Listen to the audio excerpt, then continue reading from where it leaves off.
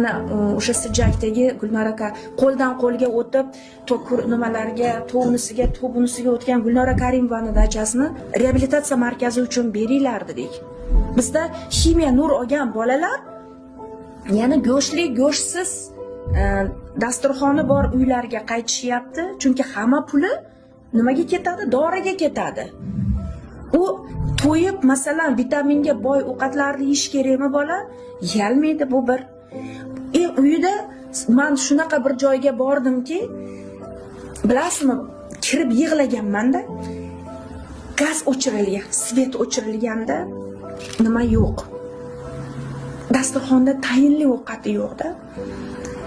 Bolani atigi 5 kun oldin Toshkentdan olib kelishganda, ximiyadan keyin bolaga javob berilganda, qani bolalarga reabilitatsiya markazi qilsak kamayib qolamizmi? Bizi masalan Mendeleyev davriy sistemasidagi hamma madanlar bizda borda.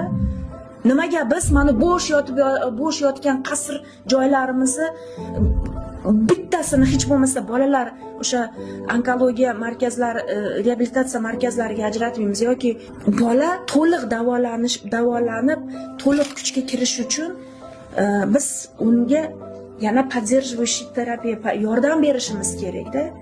Ha? Bolani o'zimizni qo'limiz bilan o'ldiryapmiz-ku, nimaga hech kimning ishi yo'q bu bilan.